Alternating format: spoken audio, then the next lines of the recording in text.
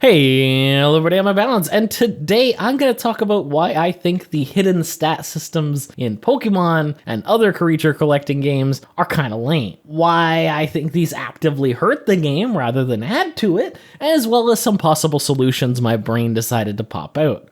Now obviously when we're shooting this far off of my usual viewer base, I'm going to have to do some explaining.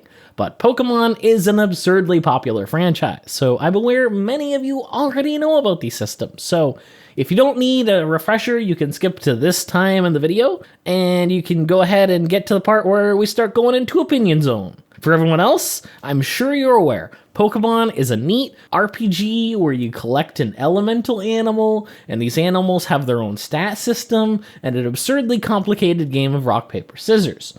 What's unique about Pokemon is that these creatures are fully tradable with other players, and you can even battle against each other in this very unique PvP environment where people have taken the schoolyard Pokemon battles to the nth degree. What I'm talking about today is the fact that in these games, when you catch an animal and start to bond with it, initially you won't know it, but there are stats intentionally hidden from you as the player that can influence how your cuddly new creature performs throughout the game. Now, while these stats don't really play a big role in the story of the game, I feel like that has a lot more to say about the difficulty of these games rather than the flexibility of the system. These are called individual values and are randomly generated for every stat. Whenever you encounter any creature, they have values from 0 to 31. Essentially, when a Pokemon is max level, you can get up to 31 extra stat points for free if you're lucky enough or jump through the hoops enough to get them maxed. The average stat for a level 100 Pokemon would come out to about 149. This would then get added with the 31 extra points from IVs, and thus be a potential 20% bonus. This is pretty noticeable on the lower scale, and pretty much every competitive level Pokemon is going to be bred perfectly to get 31 in each and every relevant stat. And if you don't maximize these stats, you're at a major competitive disadvantage. Effort values, in contrast, are extra stat points that you get from defeating certain monsters. A Pokemon only has so many extra points that they can gain this way. So as with many other things, there's an optimal way to train each Pokemon, so the process for preparing a tanky creature would be a little different from the one that you want to be fast and offensive. But that's about all you need to know for now. You're all caught up. Anyway, so how exactly do these systems fit poorly with the design of Pokemon and other creature collecting games? Well, I see Pokemon as an RPG. You're playing a role as the Pokemon trainer, and the idea is that you're supposed to get attached to these creatures, and the marketing material for Pokemon makes that abundantly clear. So, if the marketing for Pokemon insists that you get attached to these creatures and build a bond with them, it confuses me as to why they would be so incredibly disposable in the games themselves. The IV and EV systems work together to basically ensure that you're going to have to throw away a Pokemon at some point. And the process that you go through for this, I feel like can rob you of some of that fun in the way these systems work out in the end. And I know many casual players just don't care, and there's a good chance that if you are a casual player, you've probably wondered about the systems and either had friends or even other YouTubers tell you that, don't bother with it, because honestly, dealing with IVs is so tedious and time-consuming, a casual player really has no reason to invest into it. Not to mention that the developers have consistently made dealing with these easier over time. I feel like these are band-aid fixes more than anything, and if we're gonna be jumping through hoops to circumvent the system, we should probably ask why it's there to begin with. Especially when the two sides of it are casuals ignoring it and the competitive players at very best tolerating it, but in most cases circumventing it entirely. These individual values were intended to make Pokemon stand out from one another, so that no two Pikachus you catch would have the same stats. And I can understand this to a point. When all the Pokemon had was a stat screen and a picture, it makes a lot of sense. Nowadays, there's plenty of ways to give your Pokemon a unique personality, such as natures, which modify stats directly, as well as many things you, the player, can do to make them stand out, such as catching them in a certain Pokeball or naming them a funny name. But okay, if everyone is maximizing their Pokemon anyway, it can't be that bad, right? Well, let's go ahead and get into what it takes to make a perfect Pokemon. So in order to catch a Pokemon with perfect IVs, and therefore a competitively ready one, you're going to need to catch a lot of that Pokemon. You need an example of a perfect stat, and you essentially have to breed dozens of these Pokemon with certain items to guarantee that their good stats are brought down to their offspring. And then you breed their offspring together until every stat is maximized. This realistic system of Pokemon having innate values from birth is kind of shattered when the way to maximize this system is a copious amount of incestuous breeding. Not to mention that any sentimental value that you might have held for your special Pokemon, which, reminder, you're supposed to bond with, this is quickly lost when you're breeding boxes of them at a time. And that's not even to get into the time investment that breeding takes, which involves you placing 2 Pokemon at the daycare, running in circles until they've laid an egg, and then running around some more to hatch said egg. So, if the system was that gross and unenjoyable, why would anyone do that? Well, to be perfectly honest, most people don't. Cheating and Pokemon, especially competitive Pokemon, go back so far that they're essentially indistinguishable. Modern generations have a bunch of new fancy tools that help you work toward perfect Pokemon, but these are generally pretty new, all things considered. Prior to Generation 6, it was virtually impossible to get a perfect Pokemon, and these Pokemon were obtained through cheating instead. Game Shark and Action Replay can be used to create illegitimate Pokemon, but very popular and purpose-made tools exist as well.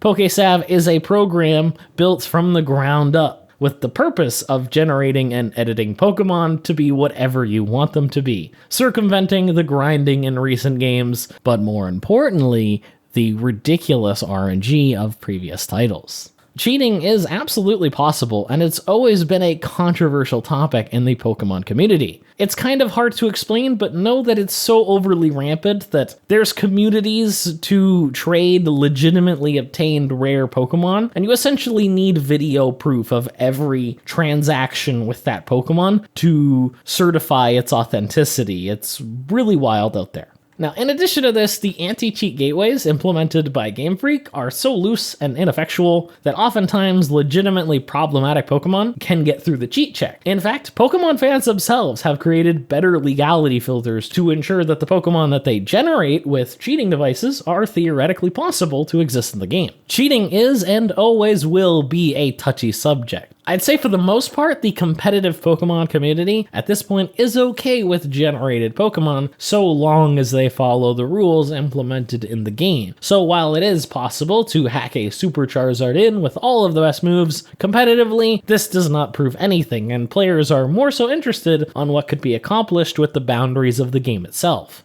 And if you need more proof of this, check out this official tournament from 6 years ago. Buddy here used a visibly obviously hacked Pokemon, and there's still a 50-50 debate on whether action should be taken or not. And that's not to throw shade at the guy for using the Pokemon, it's just sort of to display that, yeah, even with a visual obvious cheat or illegitimacy, not only did this get through the tournament hack checks, it also just, a lot of people don't care. And I'm not really going to take a stand here, but it's just a little weird from my perspective, because I come from a background of MMORPGs, where cheating, even cosmetically, is seen as literally the worst thing that you can ever do. And this is grounds for banishing you from the game for an eternity, and you should never be able to play again. But keep in mind that not all communities feel this way. Especially for the competitive Pokemon community, where in the past, the only realistic way to get competitively viable Pokemon was to cheat. The odds of getting Pokemon with these stats in the older games was about a 1 in 1 billion chance. In the best case scenario, with proper breeding, you could get this down to 1 in a million. This is still a ridiculously low chance, and let's not forget, you need to do this 6 times for a whole team. So it's no wonder that classic competitive Pokemon relied so heavily on cheating. This system really sucks for creating a competitive environment, so with a history like this, it's fair to see why the community would hold the beliefs it has. But that's just the thing. If we're putting band-aids on this awful system that casual players have ignored and competitive players have been cheating over for the better half of a decade, then why is it still even there? In my opinion, I think it would be better just to remove it entirely and give every Pokemon their maximum allotted IV stats, and hey, even the games do this themselves. Over the course of the game's history, there's been many examples of rental Pokemon. These serve the purpose of allowing players to participate in more serious battles without having to deal with the prep work of getting getting a Pokemon up to snuff. This goes as far back as Pokemon Stadium, and if you were to check, even Pokemon like Zapdos had perfect stats. And you can see it still holds true today with the rental teams in Pokemon Sword and Shield having perfect stats as well. Even if their EV spreads are a bit questionable, it's still a perfectly bred Pokemon. So yeah, just remove the whole system altogether. And while this does take away from the whole no two Pikachus are alike argument, there is still natures and abilities to ensure that these Pokemon are different. Just as well, I have another idea to solve the problem, but first we've got to get into effort values. Effort values are great since it lets you specialize your Pokemon into whatever you want them to do, but in practice what actually ends up happening with EVs throughout the game is pretty lame. So obviously, as you're going through the story of the game, you're fighting a random assortment of monsters, so your EVs are going to get pretty mucked up. This isn't so bad, but this actually creates a little bit of a twofold issue. Now that you've grown with your Pokemon, they have a bunch of extra stats that they wouldn't have on a fresh catch. By the end of the game, random Pokemon that you encounter in some of the last dungeons in the game are almost never worth picking up. This is because you've been collecting EVs and they haven't. This makes new additions to the party late into the game noticeably worse than your current team. So you're already going to have to breed to get a clean Pokemon anyway, so why wouldn't we just include random EVs on random Pokemon? Obviously, increasing these values, the higher the level the random encounter is. You can even base this on the catching area and thus make it even more realistic. Yes, this Pokemon is level 60. How did it get that high? Probably from battling other wild Pokemon. So realistically, it would have earned effort values. This could also be slightly randomized and brings back that feeling of no two Pokemon being the same.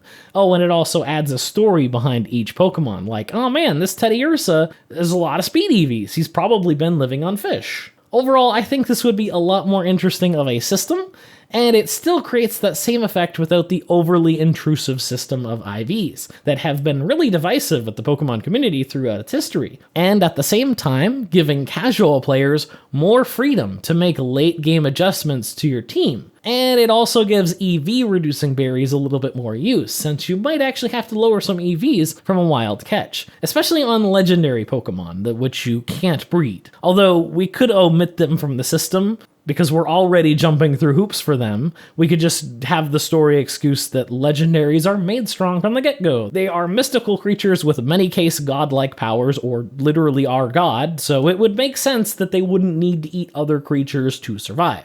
Let's be real, if players are trying to bypass parts of your game, it's probably not a fun part of the game. In this specific case, I think the overall design as well as the experience that most players have with the game would be improved simply by removing it entirely. Obviously, I don't expect everyone to agree with me, so feel free to leave a comment down below on how this would ruin your Trick Room teams. But really, I just want to get my thoughts out there in a video since I find this pretty therapeutic. Like if you liked it, sub to see more like it, and check out other places where you can also find me. My videos are supported by the lovely folks over on Patreon, and if you are interested in supporting the channel, links to that will be down in the description. Thank you guys so much for watching, and I'll see you in the next video.